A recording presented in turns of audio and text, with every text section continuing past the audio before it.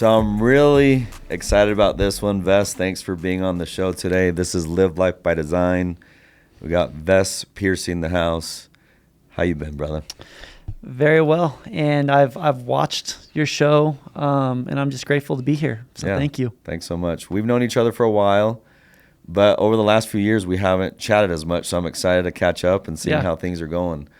What I love about how we do the framework here, it's an open conversation and just people are listening in to us catching up, if you will. I love it. So I want to start with this, and I think most people would get straight into business, etc. But I'm interested in your trip to Italy. Talk to me about that. How was that? Incredible. So I played in a golf tournament called the Crew Cup several years ago, and I met the owner of the club AS Roma, which is a massive Italian, football club. And we, of course, talked soccer, and I said, hey, I have a son. He's pretty good. And he's like, oh, awesome. Well, a few months later, I just sent him a random message, and I said, hey, what do you think about me bringing Hayes to Italy to train inside of your pro academy? He was a really cool guy. He's like, yeah, bring him out. I think that he was just doing us a big favor. Hayes went out, did really, really well. We took the whole family out. We just took everyone out of school, and we were there for 3 weeks. Fast forward to this last year, they had him back because he showed that he belonged, and pretty amazing to be able to go experience another place for an extended period of time with the family. So it was awesome. That's cool. Is that where Dybala plays? Paulo Dybala? I'm sorry? Dybala. Dybala. Yes, Dybala does play there. So that's one of our family's one of our favorite players. Yes, so he's been injured a lot. Yeah, but so he was Juventus and then went to Roma. So. Yes, he's very good though. Yeah. Very good. So you were there for 3 weeks this last trip. 3 weeks, yep. And then you have a club, right? Utah United? Yes, yeah. It's called Utah United Academy. Okay. And the thinking there is that in U.S., there's actually too many kids that play soccer. And when I say too many, I mean from a developing talent standpoint. What happens is the talent gets extremely watered down. Whereas in like Europe or these other countries, they centralize it. Here, we've got them all spread out.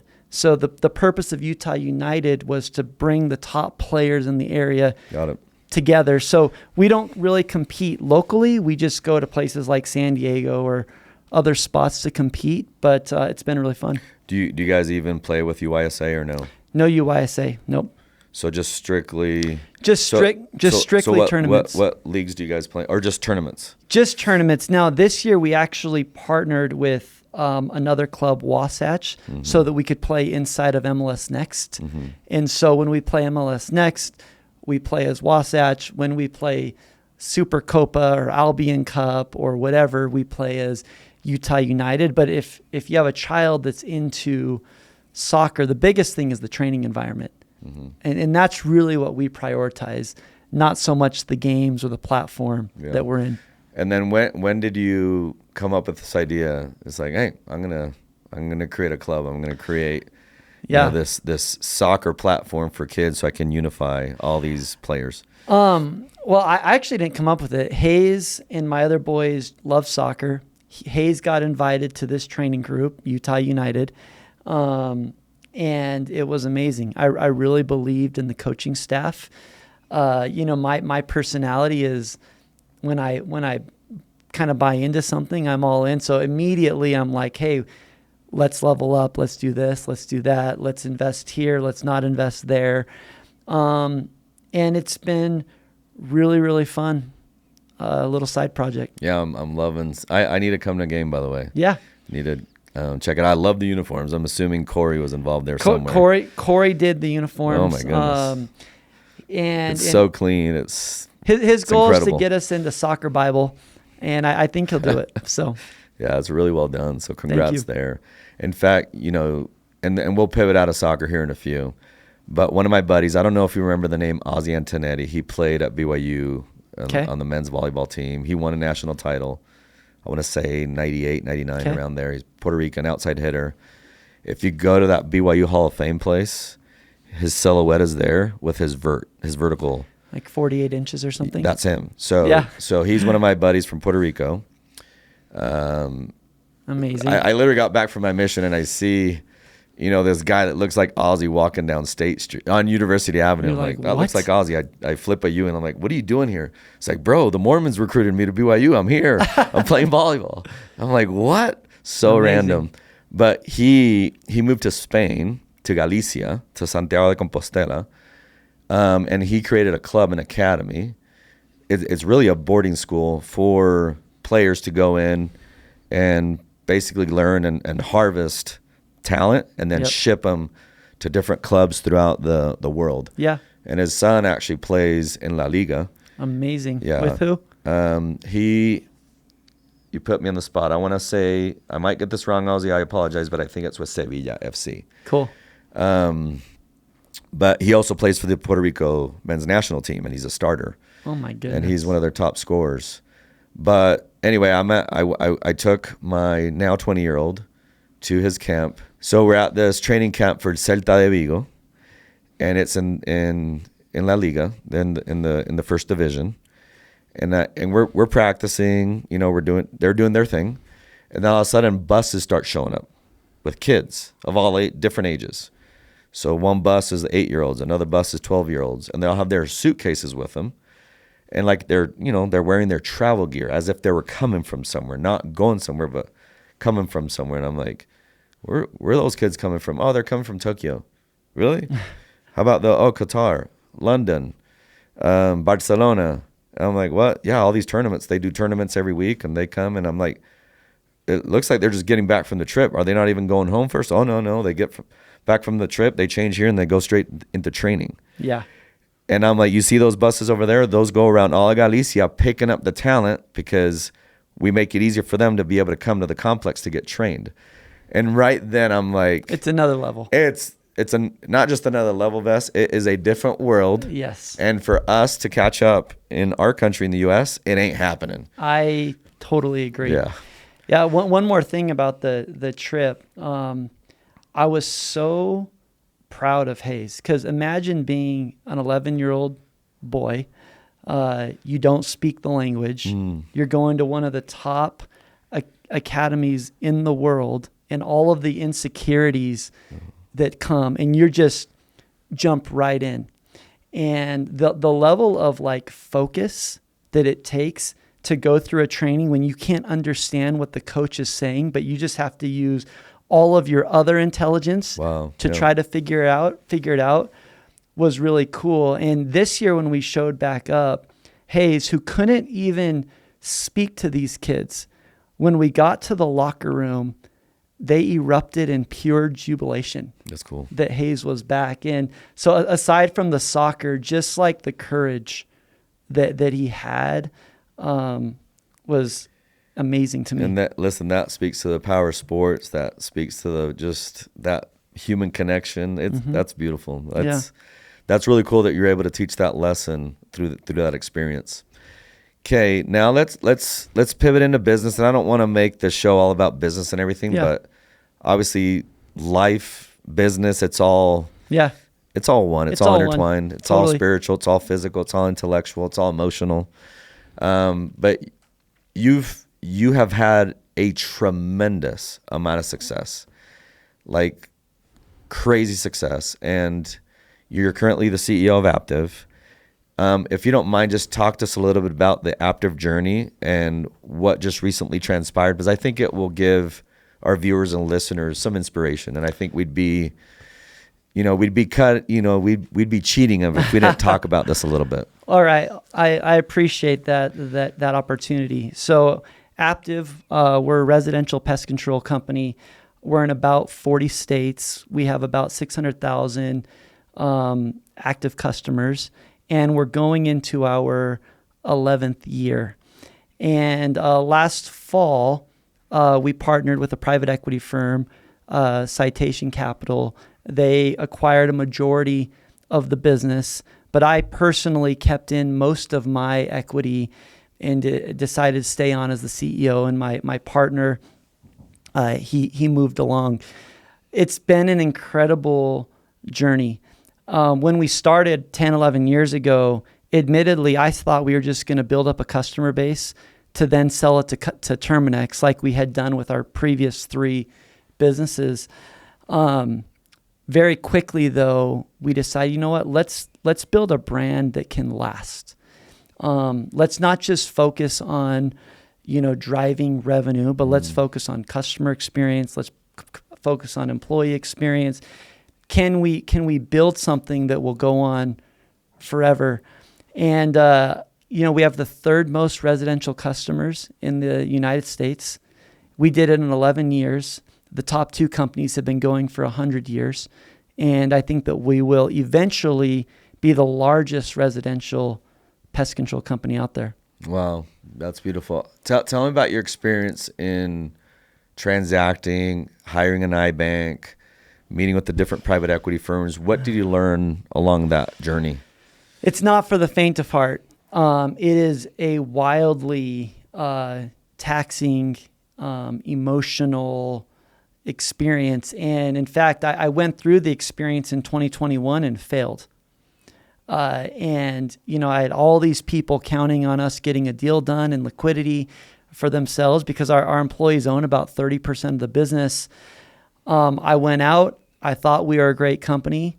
We were in some respects, but we didn't close the deal. As a result of that failure, and it was a big failure and it was a public failure, I learned every lesson that I needed to learn in order to make sure that we were successful this time around. So from 2021 through late 2024, we operated the business in a way that would prepare us to sell. So generally when you do this type of thing, you hire an investment bank. They put together what's called a confidential information memorandum, or a CIM, which really just is a massive book report on your business. They do they hire a firm to do QOV work, which really is a very intense audit of your last 12 months to make sure that financially speaking that you are who you say you are. And then they start to pitch you to private equity firms or to strategic buyers, and you start to have meeting after meeting after meeting after meeting after meeting until eventually you find the right partner. So thank you for that. Really, really, really well explained. So when you do this, it's essentially another job. It's a new job. On top of the current job, yes. On top of a current job. So obviously you have to have an elite team that can take care of the day-to-day as you're going and doing your road shows. Yep. And presenting your firm, because as you said, it's meeting after meeting after meeting after meeting. So talk to him about how you bifurcated your stewardship, your duty of care of pitching, through the investment bank, and how you were able to get your team dialed in such a way in which they were able to dominate and grow that customer base and do it in a way where the investors wouldn't look at the current book and be like, well, this isn't what you reported because look at how you're performing now. Yep. How'd you accomplish that as a leader? The biggest thing is I made the right hires. Part of what had to change from 21 to 25 was bringing in the right leaders. I needed to bring in executives that had actually seen and achieved what I was hoping to achieve. I had a lot of leaders that are still with us that were excellent, but they had not quite seen where we needed to go. And they actually showed tremendous humility as some of them had their positions changed and people were hired in on top of them. I'll admit that also took a lot of courage on my part to be willing to do that, because those are really tough conversations, but I'm grateful that I did. And so when you're going through a transaction, your CFO, your COO, and the CEO are just going to work all of the time. It is just all hands on deck. And then their teams are going to work all of the time. And so there was an expectation set that, hey, the next 12 months are going to be really hard. It's going to be challenging. However, because we were able to get a deal done, we paid out over $100 million to our employees. And so that carrot kept everyone motivated to, essentially do both jobs. But most important was having the right executive team around me. That's awesome. So you mentioned earlier that your long-term incentive program was basically a 30% carve out for the employee base. Is that accurate? Yeah. That's extremely generous. Yeah. Why so generous? Why 30%? Because most companies, what would you say, 10, 15% on the high? Generally, a management incentive pool is 10 to 15%. Some of it was just being young and naive, and it was a bit arbitrary. And it all started because I needed to compete with what you were doing at Vivint. Mm-hmm. You guys had done such an amazing job at getting your people to buy into the future because they owned it with you. And you had created all of these millionaires, and we're trying to compete for the same sales reps, and we needed to provide the same vision. And so some of it was just backing into the math of, well, what do we need to give up in order to make it comparable to what is out there on the market? When I say the market, the only real competitor in my mind was Vivint. So that was some of it. As time went on, it got richer because initially it was only for the sales program, which was so short-sighted. But as you start to build a real business and you have finance and strategy and HR and all of the functions, I wanted the top talent there just like I wanted on the sales side. And so we needed to add incentive programs to them. And then you don't hire the type of executive team that I hired without saying, hey, participate in the upside in a meaningful way.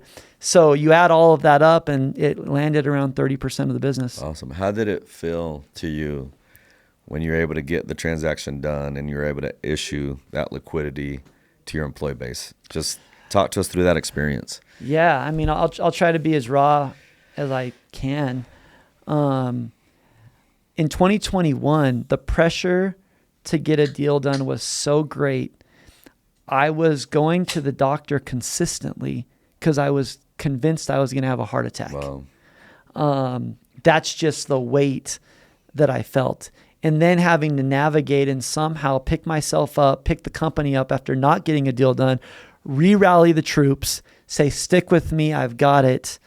To actually accomplish it was just a tremendous sense of relief. I can't even say that it was like jubilation. It just allowed me to breathe. And as I look back now, I can get more into the jubilation phase. But at first it was just like, okay, there's oxygen back in the room.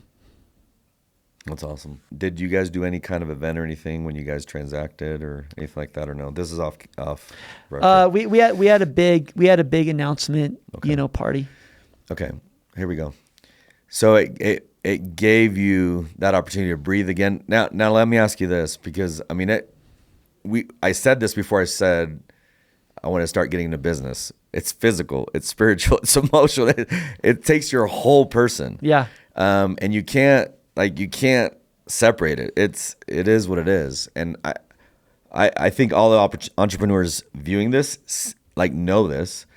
And it's with you all the time. It's with you all the time. You cannot turn it off. And with my wife, sometimes she's like, turn it off. I'm like, girl, I can't. Yeah. Just like you can't turn off being an author, I can't turn off being an entrepreneur. And when people ask me, hey Mendez, when do you think you'll retire? It's like, if I retire, that means I'll stop doing what I love to do. I love doing this. This is your sport. This is my your hobby. sport. I love it. I absolutely am enamored with it. But Vess, I was going to ask you, so when you were going through the hospital and everything, did your folks know this, or was it unbeknownst to them? So this process was much more quiet, because the first one was not quiet, and that stung me really, really bad. And that's a lot of what added to the pressure. And so nugget, write that down right there. Totally. Yeah. So we kept this one much closer to the chest, obviously. So really quick, when Sunrun was announced, when we announced that Vivint Solar got purchased by Sunrun, nobody knew. Amazing. And that was a massive transaction. Massive transaction. Most people found out when the newswire hit. Incredible. Like I would say, I'd be willing to say 90+% found out when the newswire hit. Which is really impressive, because when you go through a transaction that large, when I say that they look at every single document, piece of paper, spreadsheet, and file that exists in your business, I am not exaggerating. Yep. In order to do that level of work, you do have to let many employees underneath the bed covers to help out. So that's crazy. Yep.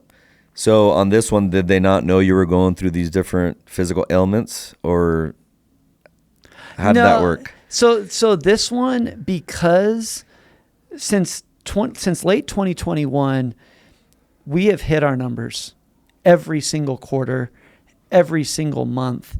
And I felt like I had the playbook. I felt like revenue had grown at the correct amount. EBITDA was in the right spot. And I could tell the story of the next 5 to 10 years very, very well, that I had much more confidence that we were going to get the job done. So I did not have that same internal anxiety that I had the first time around, which frankly probably helped me to be way less desperate in those roadshow meetings. Yeah, you had that certainty. It's almost like you had to go through that to get to this. Without a doubt. And this is what's crazy, Vess. When you were first CEO, you probably felt ill-equipped, right, to be CEO.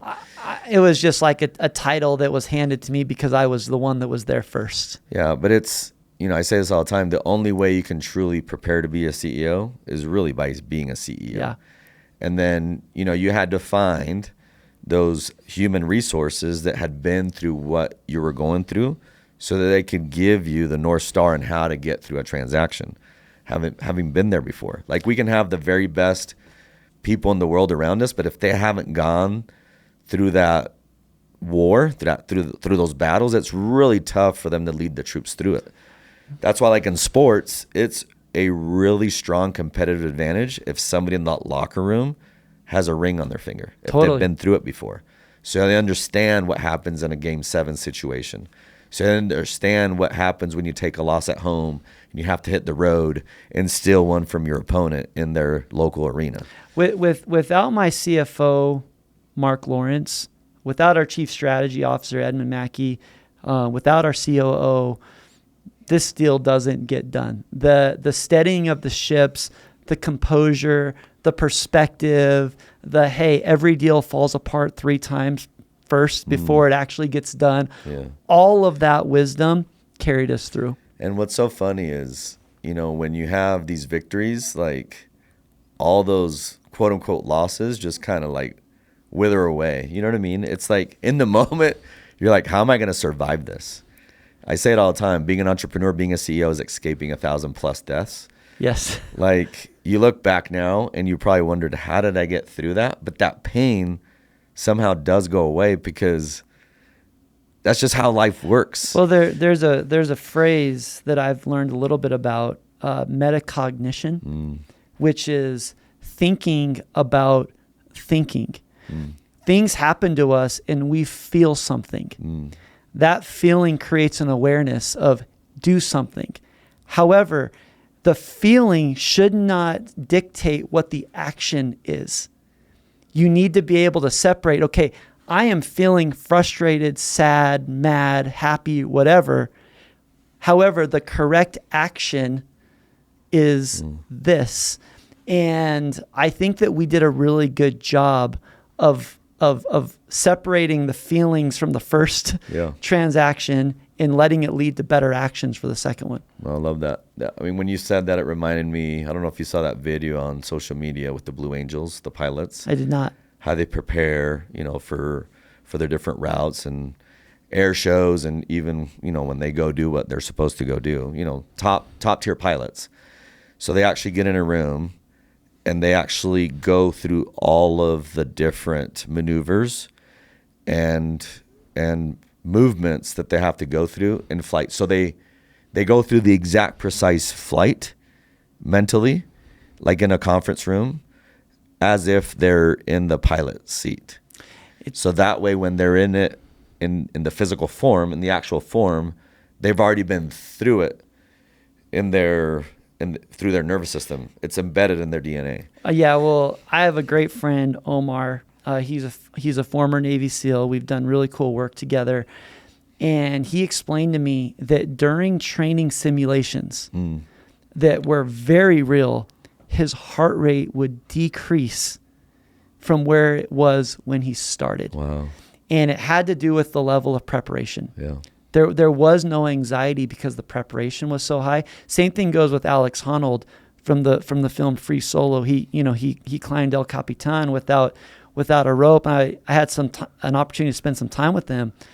And I said, all right, I've seen the movie. Allegedly, you don't have the amygdala, so you don't feel fear. He's like, no, the movie totally overplayed that. He's like, I feel some fear, but I don't feel that much fear because I knew every single movement and breath that I was going to take while I was going up that mountain. So I just had to follow the plan. Therefore, there was no reason to be fearful because I had prepared. Love that. I mean, I'm sure, with your experience and going out to market, not getting that deal done, it prepared you for this next run that was ultra successful. And it just, it gave you that playbook. But unless you went through that and had that preparation, there's just no way. It's like, we quote all these athletes all the time, but Michael Jordan, proper preparation can eliminate all fear. He already knew totally that he was going to win that ring before he stepped foot on that court at the beginning of the season. Right. It's like that quote, champions are not made in the ring, they're merely recognized there. Now I want to pivot into some questions. And I love asking this question. I'm going to do two. Okay. So the first one is, you have a box, and in this box is, how old are you, Vess, now? 41. In this box is everything that you've lost over the last 41 years. Let's call this something tangible, not something like intangible, something physical. Could be a G.I. Joe, could be a comb, whatever. I lose a lot of things, so. But I hand you this box, and in this box, Vess, is everything that you've lost over the last 41 years of your life. What do you look for first in this box? What would you be excited to be able to get back out of this box? Well, one of the things that I lost are my missionary scriptures. How'd you lose those? I have no idea, but that was a devastating loss to me because that period of my life, I was so much more in tune with heaven than at any other period. And so I think there were some decent insights and life lessons that I had written in the margin. So that would probably be the very top of my list. How long ago did you lose those? About 5 or 6 years ago. Is it one of the moves, maybe? Maybe. Yeah. Okay, beautiful. Love that response. Next one. This is more regarding people. Yeah. And, I say this all the time. People are assets. Things are not. You can assign an asset, category to things if it's a tool of production. But people are everything, right? Absolutely. That's how business is done. That's how life is. The assets have no ability to function without the people. Yeah. So it's extrinsic versus intrinsic. So on the intrinsic side, you walk into a room, and in this room, Vess, is everybody that's been with you, throughout your 41 years of life. People that have already moved on to the heavens, if you will, and people that are still with us here on earth. So you go into this room, everybody that you've ever met. Who does Vessie Pearson look for first in this room? Everybody's there. And why? Oh, man. That one's very, very easy, and that's Angie.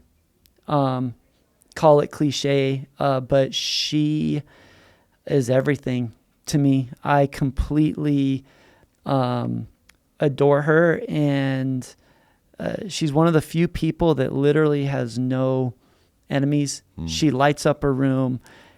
She has perfect decorum for every situation. She knows when to be serious. She knows when to use humor. She's without guile. And she brings a lot of awareness to me of where I can improve, not because she's pointing it out, but just my proximity to her. How long have you guys been married? 17 years. 17 years. And if you don't mind sharing, how many kids? 4 kids. 4 kids. Okay, that's awesome. Beautiful response. I probably figured you would go there. I've seen you guys up close and from afar, and I really applaud you on that beautiful relationship that you guys have. And I've been married for 26 years. And you look so young for 26 years. It's incredible. Thank you. But I think you know this. I think you would agree with me that marriage requires work. 100%. So whomever is thinking about getting married or is recently married and thinks that it's just all going to flow without, working on it, you might need to rethink that. And it takes a lot of work. And one thing that I like saying all the time too is it's got to be 100. Totally. I think when couples first get married, it's like, 50-50 makes 100. No, 50-50 makes 0 because you're always expecting the other party to fill in the gaps. And then that's where disillusionment sets in. So you got to bring everything. Your partner will bring everything. And that's how you become more powerful together. So absolutely. At times Angie will have more energy than you and vice versa. And you just have to bring it up. Well, and we've just been able to figure out how to fill all of the gaps that happen in life. Maybe when I'm gone more, she can pick up more with the kids, that type of thing. And so it's been a great partnership. And again, entrepreneurs, your spouse is as much the CEO or even more so than you, because I promise you, you might think, I'm Mr. CEO, I'm Mrs. CEO, or whatever. But unless your spouse is dominating with what their stewardship is, if you will, 0 chance. It's true that you can get done what it needs to be, to be done. So even when you hear stories of, this person took half of the net worth, well, they should have probably taken more. They deserve at least that. They deserve it and then some. So be aware of that. Totally. Okay, to end, we'll end with this. One thing that you want to share with the viewers and listeners on anything that you found that's helped you live your life more by design instead of just by mere default. And we'll end it with that. For me, understanding that there's a bigger purpose than this life. Understanding that the mansion I build in heaven is far more important than the mansion that I can build here. Has helped me to better spend time in areas that build people up, that encourage people, that hopefully inspire people. Probably the first 10 or 15 years of my career, I think I was very, very focused just on building Aptive, but I didn't really make time for people and building them. And so, knowing that there's something bigger than me out there that I'm trying to be like. And then the last thing was everything that happens to you can be for your good if you are willing to learn. You don't have to regret anything that comes your way if you can pause for a second and say, okay, how am I going to be better than I was before because this happened to me? Wow, that's beautiful. Really well said. Let's make sure that we create a clip on that one. That was very well said and super powerful and a lot to unpack there. Much love to you, brother. I appreciate your leadership. You are such an amazing force of leadership, and I'll use the word compassion, and just such a great example of what a human being should look like. I hope when you leave this room that I really do admire you. I'm super proud of you, and I'm really grateful for our friendship, and I look forward to being able to spend more time with you and collaborate with you and learn from you. Thank you, Jeff. So much love to you, brother. Appreciate you. Thank you very much.